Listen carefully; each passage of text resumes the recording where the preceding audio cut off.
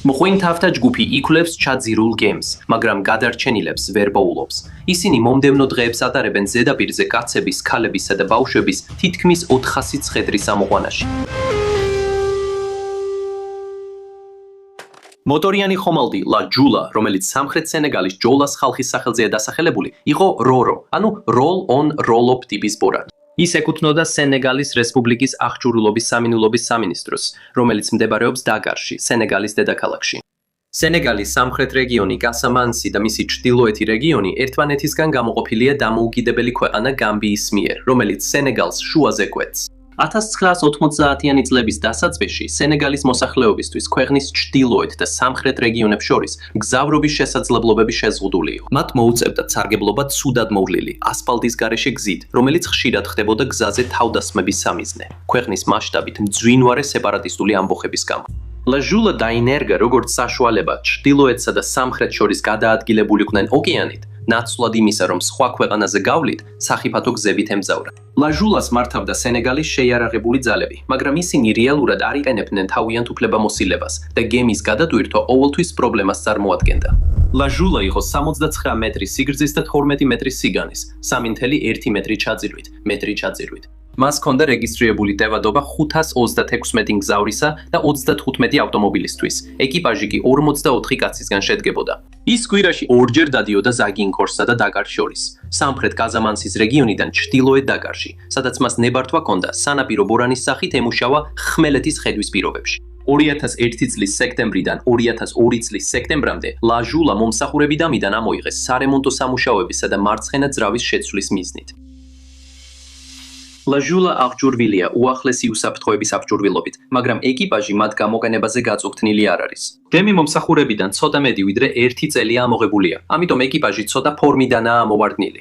არსებობს სამაშველო ჟილეტები მგზავრებისთვის, სულ მცირე იმ რაოდენობისთვის, რამდენის გადაყვანის ლიცენზიაც აქვს ბორანს. მაგრამ ყოველ ჯერზე, როცა გემზე მცირე ინციდენტი ხდება, მგზავრები გარბიან სამაშველო ჟილეტების ასაღებად და რადგან ყველა დაურეგისტრირებელი მგზავრისთვის საკმარისი არ არის, ეკიპაჟი უბრალოდ აბამს ჟილეტებს, რომ არავინ იჩხუბოს მათ გამო. თავის კვირაში ორჯერ შესრულებულ რეისებზე ლა ჟულა ძირითადად ქალებს გადაჰყავს, რომლებიც დაკარში მიემგზავრებიან მანგოსა და პალმის ზეთის გასაღებად. დაახლოებით 2002 წლის 26 სექტემბრის დილის შუახანებიდან მგზავრები იწყებენ ლა ჟულაზე ასვლას დღიური რეისისთვის ზუგინგორიდან დაკარში. ჩვეულებრივ ჩასხდომაზე მცირე ან საერთოდ არ არის კონტროლი, მიუხედავად იმისა, რომ სენეგალის შეიარაღებული ძალები პასუხისმგებელნი არიან მგზავრების გადამოწმებასა და კონტროლზე. ლა ჟულაზე იმყოფება 1900-ზე მეტი მგზავრი, რაც თითქმის 4-ჯერ აღემატება მის რეგისტრირებულ ტევადობას. ბევრ მგზავრს ან არ ევალება ბილეთის ყიდვა, მაგალითად 5 წლამდე ბავშვებს, ან უბრალოდ უფასოდ აძლევენ მგზავრობის უფლებას, რაც საკმაოდ ხშირად ხდება. ნებისმიერ შემთხვევაში ბორტზე მყოფი მგზავრების ზუსტი რაოდენობა უცნობია. ზოგი სენეგალური ორგანიზაცია ფიქრობს, რომ მგზავრების რაოდენობა 2000 აჯარბებს, მაგრამ გაცემულია 1034 ბილეთი, რაც მაინც დაახლოებით 2-ჯერ არ ემატება ლიმიტს. 13:30 საათზე, როდესაც ლა ჟულა ნავსადგურში ნავმისადგომიდან ნელა შორდება, ხომალდი უკიდურესად გადატვირთულია. კაპიტანს და მის ოფიცრებს არ შეუმოწმებიათ ამინდის პროგნოზი მათი მარშრუტისთვის და არც ხომალდის ბალასტის ავზები დაუბალანსებიათ გამგზავრებამდე. ნავსადგურში ლა ჟულას გამგზავრებას რომ უყურებს ვიღაცა, ამჩნევს რომ ხომალდი უკვე გადახრილია, ჯერ კიდევ სანამ გაცურავს. ნავსადგურისა და მდინარის შესართავის გავლის შემდეგ ჟულა მცირე ხნით ჩერდება კარაბანის კუნძულზე, სადაც კიდევ 185 ბილეთის გარეშე მგზავრი ადის ბორანზე. ხომალდი მარჯვენა ბორტისკენ უხვევს და კასამანსის რეგიონის სანაპიროს გასწვრივ ჩრდილო-დასავლეთისკენ იღებს კურსს. ბოლო შეტყობინება, რომელიც ოდესმე გაგზავნილა ლა ჟულადან, დაკარის საზღვაო უსაფრთხოების ცენტრმა მიიღო 22:00 საათზე, როცა ხომალდი იტყობინება, რომ ნაოსნობის პირობები კარგია. დაახლოებით 23:00 საათზე ლა ჟულა უფრო შორსაა სანაპიროდან ვიდრე უნდა იყოს და გამბიის სანაპიროსთან შტორმში ხვდება. 5 წუთის განმავლობაში მძვინვარე ზღვის, ძლიერი ქარისა და გადატვირთულობის გამო ლა ჟულა გადაბრუნდა, რის შედეგადაც მძინარე მგზავრები და დაუმაგრებელი ტვირთი ოკეანეში აღმოჩნდნენ. ბორანი გადაიხრება, წყლით ივსება და შემდეგ სწრაფად გადაბრუნდება ძლიერ წვიმაში, თუმცა ზედაპირზე რჩება. მგზავრები ნახევრად გახსნილი ფანჯრებიდან ცურავენ, ქარი და ტალღები მათ აქეთ-იქით ისრის. ზოგიერთებს გაუმართლად, გადაბრუნებულ ხომალდს მიეჯახნენ და ბორანის კილს მიეკვრენ. ზოგი გადარჩენილი მეთევზეებმა გადაარჩინეს თავიანთი პიროგებით, რაც პატარა კანოესმაგვარ სათევზაო ნავებს ნიშნავს. მეთევზეებმა ასევე რამდენიმე ცხედარი ამოიყვანეს, რომლებიც ჯულას გარშემო ტივტივებდნენ. ისინი გადარჩენილებსა და ცხედრებს მიხავთ ჩვეულებრივად მშვიდ გაბიის დედაქალაქ ბანჯულში, სადაც მათ ედვარდ ფრენსის სმოლის სახელობის სასწავლო საავადმყოფოში აბარებენ. გადარჩენილები ამოტრიალებულ კორპუსზე ისმენენ დახმარების ძახილს იმ ადამიანებისგან, რომლებიც ჯერ კიდევ ცოცხლები არიან და კაიუტებსა და სალონებში არიან ჩაკეტილები გემბანის ქვემოთ. ვინც ცურვა არ იცის, მათ არ მიუწვდებათ ხელი სამაშველო ჟილეტებზე, რომლებიც შეკრულია, რათა მგზავრებმა ერთმანეთში არ იჩხუბონ მათ გამო. ჯულამ ვერ მოასწრო საგანგებო სიგნალის გაგზავნა და ვერც გაფრთხილების ან სირენის ხმა, რომ მგზავრებს გაეგოთ რა ხდებოდა. მომდევნო დილის ადრეულ საათებში დაგაში ოფიციალური პირები უბედურების შესახებ ზეპირი ცნობებით იგებენ სხვადასხვა გემის ეკიპაჟებისგან, რომლებიც გადაბრუნებულ ხომალდს გვერდით ჩაულიან, მაგრამ რეალურად გადარჩენილების დასახმარებლად არ ჩერდებიან. დაკარის ოფიციალურ პირებს კიდევ რამდენიმე საათი სჭირდებათ, რომ როგორმე სამაშველო ოპერაციის ორგანიზება დაიწყონ.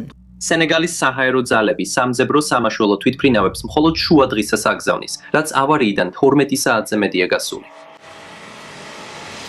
14:00 საათზე 15 წლის ბიჭი გადაარჩინეს. ის ადასტურებს, რომ გემის შიგნით ჯერ კიდევ ბევრი ადამიანია ცოცხალი და გაჭედილი. როგორც კი კატასტროფის შესახებ ინფორმაცია ფართოდ გავრცელდა, ხალხმა რეაგირება დაიწყო და ცდილობს გაჭედილი მგზავრების გადარჩენას.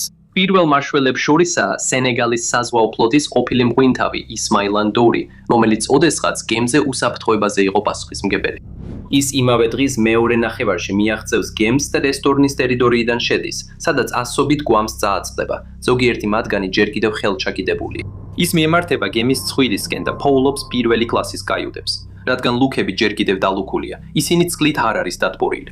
ის იყურება ილუმინატორებიდან და ხედავს რამდენიმე მგზავრს, რომლებიც დახმარებას ითხოვენ. მას და მის თანხლებებს არ აქვთ საჭირო აღჭურვილობა, რომ ისინი გაათავისუფლონ. მათ სჭირდებათ გაზის საჯრელები, რომ გემის კორპუსი გაჯრა. ამ მომენტში ხომალდი ჯერ კიდევ ტივტივებს. უბრალოდ კაიუტის კარის გაღებამ შეიძლება წყალი შეუშვას და გემი ჩაძიროს.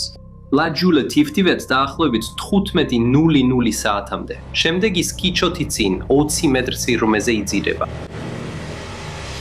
გემზე მყოფი 2000-ზე მეტი ადამიანიდან მხოლოდ 64 მგზავრი გადარჩა. პირველი კლასის კაბინებში ჩარჩენილი არც ერთი მგზავრი არ გადარჩენილა. დაახლოებით 600 ქალიდან გემზე მხოლოდ ერთი გადარჩა, მარიუამა დიოპი, რომელიც იმ დროს ორსულად იყო. ზუსტად შეუძლებელია იმის თქმა, როდის დაიხრჩნენ მგზავრები. როდესაც გემი გადაბრუნდა, ბევრი შეიძლება გადარჩა, მაგრამ შემდეგ დაიხრჩო შველის მოლოდინში. შემდეგ თვეებში, როგორც სენეგალის მთავრობა, ასევე საფრანგეთის ხელისუფლება იძიებენ კატასტროფის მიზეზს. ისინი ერთ კონკრეტულ მიზეზზე ვერ თანხმდებიან. ჯულას სინამდვილეში არ ჰქონდა ნაოსნობის ლიცენზია. კაპიტანი და ოფიცრები გამგზავრებამდე ამინდის პროგნოზს არ ამოწმებენ და ხშირად უგულებელყოფენ გემზე წონის განაწილებას. ყოველთვის არსებობს ძრავის მწყობრიდან გამოსვლის შესაძლებლობა. ჟურნალებში ჩანს, რომ ორი ძრავიდან მხოლოდ ერთი მუშაობს. ლაჯულა სანაპირო რეისებისთვის განკუთვნილი გემია, მაგრამ ის ბევრად შორს გადის ზღვაში ვიდრე უნდა და ძლიერ გადატვირთულია. ასევე შესაძლებელია, რომ სითბომ და კლაუსტროფობიამ გემის ქვედა გემბანებზე მგზავრები აიძულოს ზედა გემბანზე დაიძინონ, რაც კიდევ უფრო არღვევს წონის განაწილებას. ლაჯულა თავისი ბოლო მოგზაურობის დროს 12 წლის იყო და აშენებული იყო მინიმუმ 30 წლის განმავლობაში ექსპლუატაციისთვის. მისი ჩანაწერები აჩვენებს, რომ ექსპლუატაციის პერიოდში მას არაერთი ტექნიკური და მექანიკური პრობლემა ჰქონდა, რაც მფლობელების ცუდ მოვლას მიეწერება და არა კონსტრუქციულ ან წარმოების დეფექტებს. მინიმუმ 1863 ადამიანი დაიღუპა ამ კატასტროფაში, თუმცა ზუსტი რიცხვი არასოდეს იქნება ცნობილი. მათ შორისაა 454 ბავშვი, რომელთაგან ბევრი დაბრუნდა დაკარში სკოლაში 2002-2003 სასწავლო წლის დასაწყისისთვის.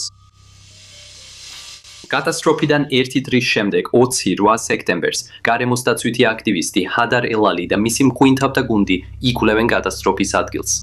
ისინი ვერ პოულობენ გადარჩენილებს, მხოლოდ მამაკაცების, ქალებისა და ბავშვების ცხედრებს პოულობენ გემის შიგნით.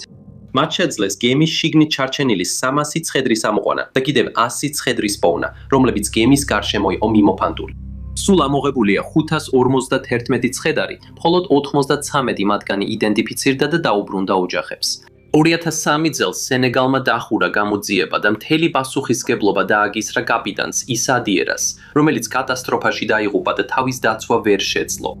კატასტროფის ოფიციალური ანგარიში 1 წლის შემდეგ დასრულდა. აშკარა იყო, რომ სენეგალის სახელმწიფო პასუხისმგებელი იყო ბორანის მარცხზე.